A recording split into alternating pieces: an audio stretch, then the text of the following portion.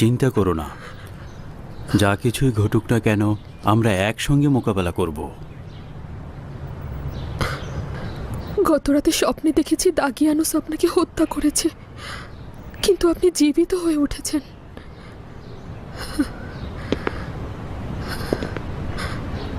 সে অনবরত উচ্চস্বরে ভয়ঙ্কর চিৎকার করছিল।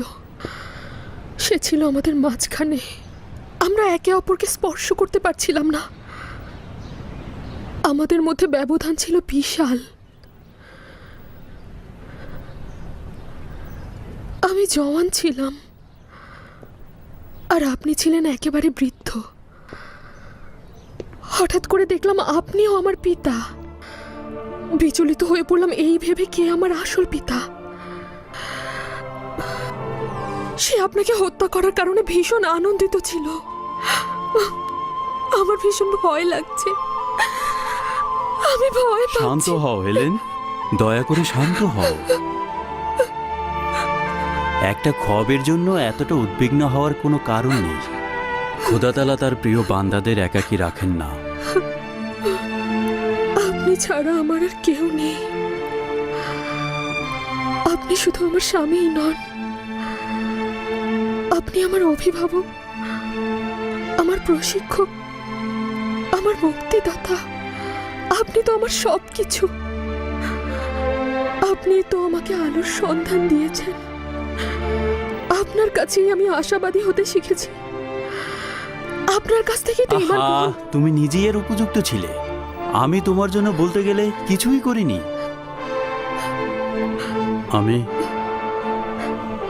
আমি তোমার জন্য গর্বিত।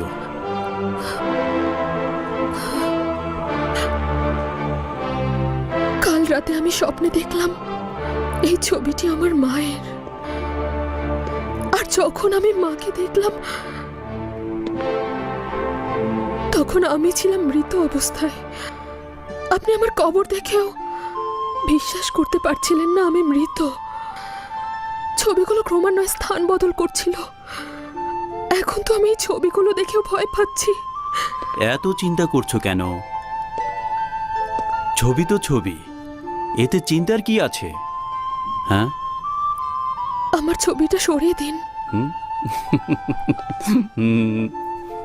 না, আমি আমার প্রিয়তমার ছবি ভালোবাসি, তাই তোমার ছবি এখানেই থাকবে, কোথাও সরবে না।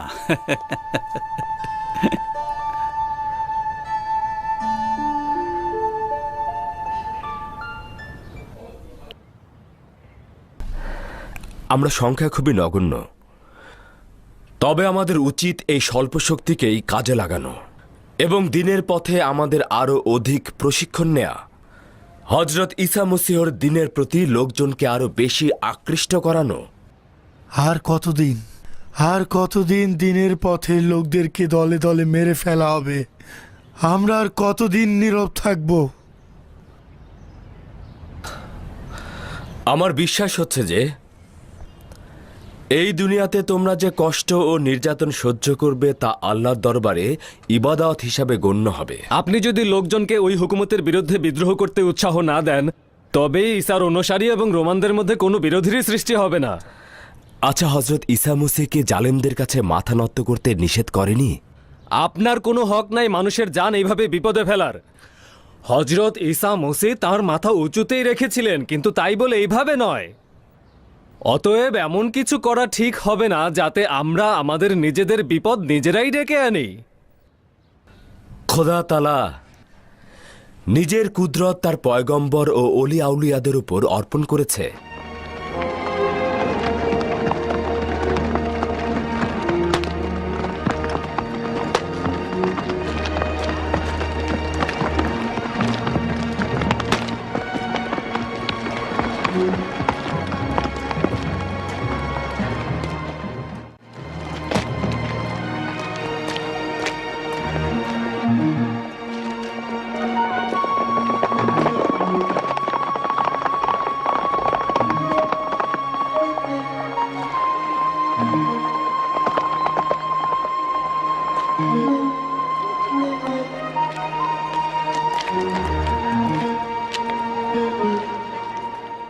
নিঃসন্দেহে এটা বলা যায় যে অত্যাচারীদের কুদরত শয়তানের কুদরত, ইলাহির কুদরত নয়। আচ্ছা, হজরত ইব্রাহিম ও নমরুদ, হজরত মুসা ও ফেরাউন, অথবা হজরত ঈসা ও হিরুদের কুদরত কি এক? সালাম খোদার আউলিয়া। সালাম, খোশ আমদেদ গালুজ। খোদা আপনার সহায় হন। আমাদের নেতা ম্যাক্সিমেলিয়ানুস কি করছেন? তিনি তো আমাকে এখানে পাঠিয়েছেন, বলেছেন আপনার অবস্থানের কথা ফাঁস হয়ে গেছে, যত দ্রুত সম্ভব আপনার এখান থেকে চলে যাওয়া উচিত। তার মানে বিপদ তো একেবারে কাছাকাছি। জনাব ম্যাক্সিমেলিয়ানুস অযথা হুঁশিয়ারি করেননি। জলদি করুন, সময় অপচয় করা ঠিক হবে না।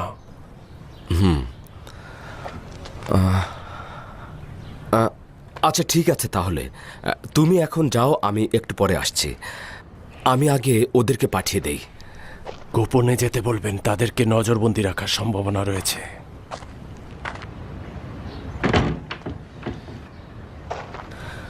ভাইরা আমার, এই মাত্র খবর এসেছে, এই জায়গাটি আর মোটেও নিরাপদ নয়। আমাদের সবাইকে অতি সত্বর নীরবে এই জায়গাটি ছেড়ে চলে যেতে হবে। 3 দিন পরে শহরের বাইরের কবরস্থানের পাশে আমরা সবাই মিলিত হব। এখন আপনারা যান।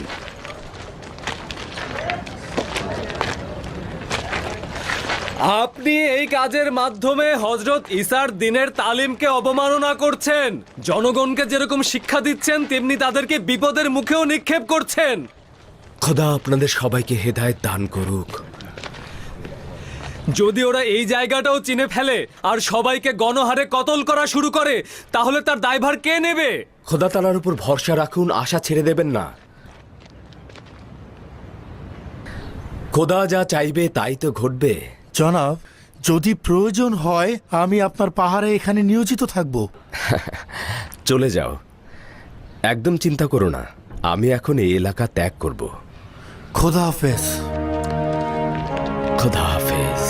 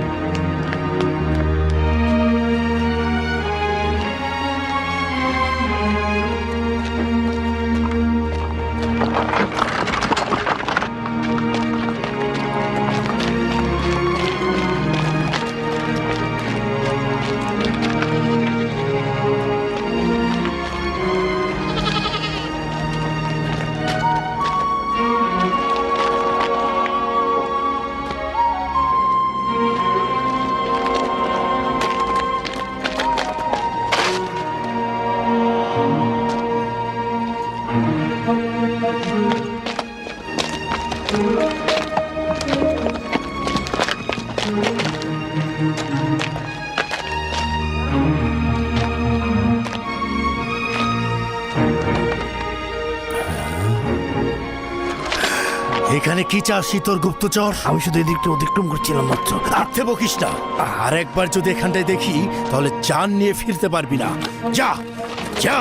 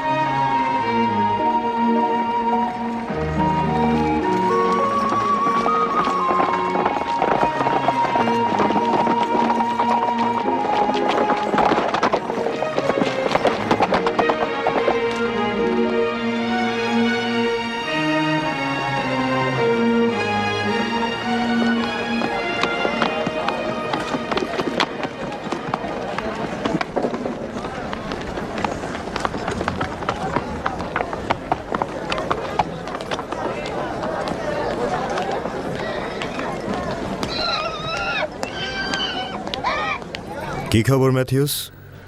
আলী জনাব জুলিয়াস, ইহুদি উজবেগিল কিছু খবর এনেছে। তুই এখানে কি করছিস? তোকে না বলেছি আদুনিয়ার পিছু নিবি? হ্যাঁ বলেছিলেন, কিন্তু একজন ব্যক্তি তাকে টমটম গাড়িতে করে পালিয়ে যেতে সাহায্য করেছে। আসলে আমি পায়ে হেঁটে তাদের অনুসরণ করতে পারিনি। পায়ে হেঁটে কেন? আসলে আলী জনাব, ঘোরার দরকার ছিল না। ভাবতেও পারিনি তাকে পালিয়ে যেতে সাহায্য করা হবে। রাজদরবারের ভিতরের খবর কিভাবে বাইরে ফাঁস হয়ে যাচ্ছে? টমটমের চালককে চিনতে পেরেছিস? চিনতে পারিনি, চাদরে মুখ ঢাকা ছিল। তবে ধারণা করছি জনাব ম্যাক্সিমেলিয়ানুসের টমটম গাড়ি। ম্যাক্সিমিলিয়ানুসের বাড়ির আশেপাশে ভালো করে নজর রাখবি। যা। হুকুম শিরোধার্য আলী জানাব।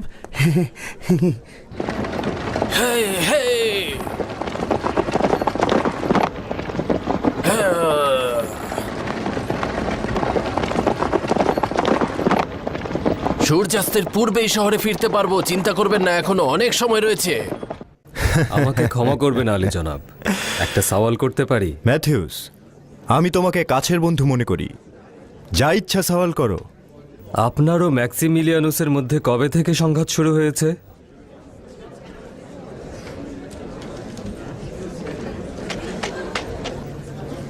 তোমাকে বিশ্বাস করি তাই বলছি। আমি বছরের পর বছর হেলেনের প্রতি আকৃষ্ট ছিলাম, আর সেটা ডিওক্লেটিয়ানুসও জানত। কিন্তু তিনি ম্যাক্সিমিলিয়ানুসকে দেখার পর তার কন্যাকে তারই সঙ্গে বিবাহ দিয়ে দেয়। আমি সেদিন থেকেই সিদ্ধান্ত নিয়েছিলাম, প্রমাণ করব ম্যাক্সিমিলিয়ানুস হেলেনের উপযুক্ত নয় এবং সে খেয়ানতকারী। আমি এটা প্রমাণ করব। তার বিরুদ্ধে দলিল দস্তাবেজ সংগ্রহ করছি। সেগুলো আমি ডিওক্লেটিয়ানুসের কাছে দাখিল করব। যদি তিনি পাত্তা না দেন, তবে সেই দলিল আমি সম্রাট হাদেরিয়ানুসের কাছে দাখিল করব। কেন জনাব ডিওক্লেটিয়ানুস ও বানু হেলেন ম্যাক্সিমিলিয়ানুসকে আপনার থেকে বেশি প্রাধান্য দিয়েছিলেন? এটা তার প্রভাব বিস্তারের সুবিধার জন্য। ম্যাক্সিমিলিয়ানুস রোমের বিচারক পরিবারের সন্তান, আর আমি রোমের প্রাচীন একজন সেনা অফিসারের সন্তান। আচ্ছা বলো তো, কে তার হুকুমত সবচেয়ে ভালোভাবে দেখাশোনা করতে পারত? দুঃখিত আলী জনাব। যাই।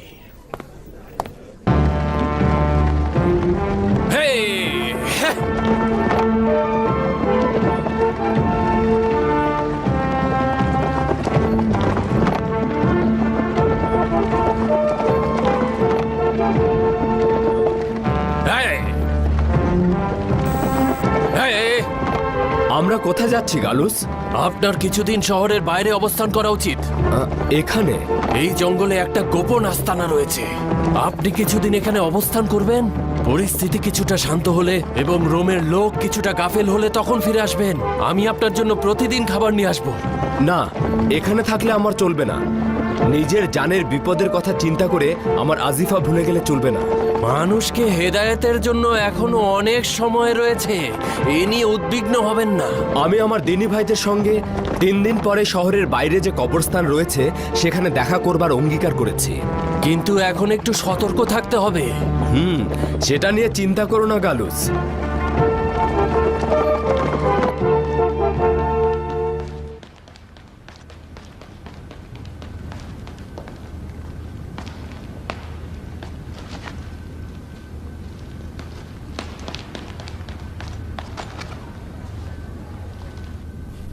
আমার কিছু কথা শোনা কি সম্ভব? হ্যাঁ শুনছি, বলে যাও। না শুনছেন না, না জানি কি নিয়ে নিজেকে মাতিয়ে রেখেছেন। আমাকে ক্ষমা করবে অতেনে, মহান সম্রাটের ফিলাডেলফিয়া আগমন আমাকে একদম উতলা করে দিয়েছে। একটিমাত্র ভুলেই সবকিছু জলাঞ্জলি হয়ে যেতে পারে, সেই চিন্তায় আমি মগ্ন। আমি আপনাকে বলবো এইসব আত্ম অহংকার বাদ দিয়ে নিজের ক্ষমতার দিকে নজর দিন। আহা, অতেনে অতেনে, তুমি বুঝতে পারছো না। মহান সম্রাটের এই ফিলাডেলফিয়ায় আগমন রোমানবাসীর কাছে আমার ইজ্জতকে কতটা উঁচুতে নিয়ে যাবে তা তুমি বুঝতে পারছো না। আর তাছাড়া কত স্মৃতি যে জীবন্ত হয়ে উঠছে, তার সঙ্গে কত চমৎকার সময় কাটিয়েছি। মনে হচ্ছে যেন এই তো গতকাল দজলা ফোরাত নদীর মধ্যবর্তী যুদ্ধ কতটা গৌরবের আমার কাছে। আমি বিখ্যাত লিজিয়ান বাহিনীর সেনাপতি হাদেরিয়ানুস নির্দেশ দিল ভাগ্য গণনাকারী বানরদের খাঁচা থেকে বের করে আনতে। খাদেমরা খাঁচার সম্মুখে দানা ছিটিয়ে দিল, আর বাচ্চারা অতি অতি আগ্রহ সহকারে তা খেতে লাগলো। আর এটি ছিল যুদ্ধে আমাদের পক্ষে বিজয়ের আলামত। অতনে বিরাট একটি বিজয় আমাদের সম্মুখে ছিল। বানরের সে কি ভাগ্য গণনা, বানরের সে কি ভাগ্য গণনা। আর এটা দেখে হাদেরিয়ানুস দীপ্ত পায়ে বীরের ন্যায় শহরের দিকে কয়েক কদম অগ্রসর হলেন এবং তিনি উচ্চস্বরে বললেন যে এই শহরে যদি কোনো খোদা থেকে থাকো তাহলে তোমরা আমার কথা মনোযোগ দিয়ে শোনো। আমি চাই তোমরা তোমাদের বাড়ি ঘর এবং মন্দির ছেড়ে এই শহর থেকে দূরে চলে যাও এবং ভুলেও তোমরা বল্লম, তীর ধনুক এবং তলোয়ার নিয়ে আমাদেরকে প্রতিহত করতে এসো না। আমাদেরকে বীরের বেশে এই শহরে প্রবেশ করতে দাও। বিজয় বিজয় বিজয় বিজয় বিজয়। আমি তো বললাম আপনি আমার কথা শুনছেন না। আপনি আপনার অতীত গৌরব নিয়ে মেতে আছেন। আচ্ছা ঠিক আছে ঠিক আছে, এবার বলো বলো, আমি শুনছি। আচ্ছা বলুন তো, হাদেরিয়ানুস তার উত্তরাধিকার হিসেবে কাকে নির্বাচন করবেন? বুঝতে পারছি না। আপনিই তো বলেন হাদেরিয়ানুসের সাথে আপনার দীর্ঘদিনের বন্ধুত্ব। হাদেরিয়ানুসের সঙ্গে অসংখ্য সময় একসাথে কাটিয়েছি। এক মুহূর্তের জন্য সেই সব স্মৃতি ভুলতে পারছি না, অব্যাহতভাবে শুধু সেগুলোই ভাবছি।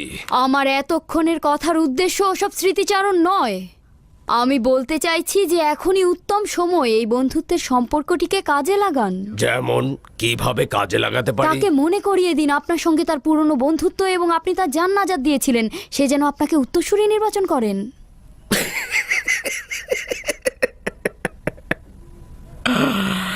বুঝেছি তুমি কি বোঝাতে চাইছো এতক্ষণ ধরে।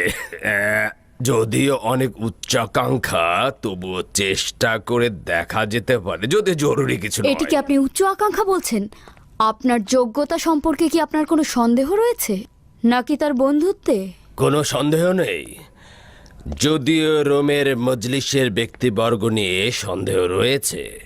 আমি জানি যদি হাদেরিয়ানুস রাজি হয়েও থাকে, কিন্তু তারা কখনোই রাজি হবে না। কিন্তু অন্ধকারে তীর ছুঁড়ে তো একবার দেখা যেতে পারে নাকি? আপনি কি ভাবতে পারছেন ব্যাপারটা কি উপভোগ্য হবে?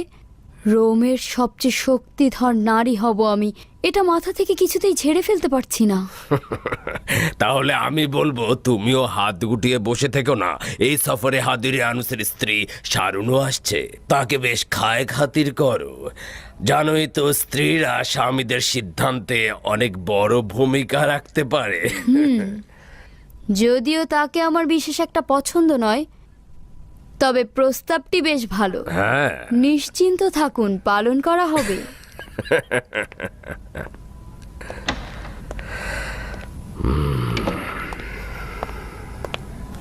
আলী জনাব জুলিয়াস।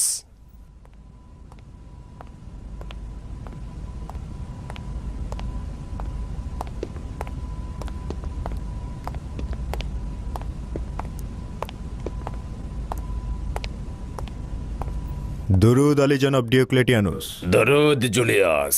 কোনো খবর আছে কি? জি আলী জনাব, আদুনিয়া পালিয়ে গিয়েছে আলী জনাব, আর তাকে পালাতে কে একজন সাহায্য করেছে।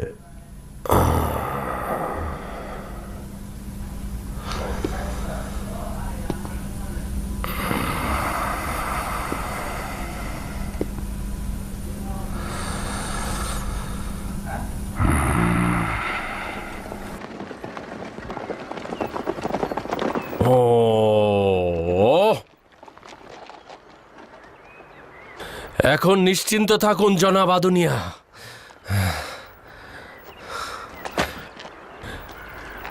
এখন আপনি নিরাপদ।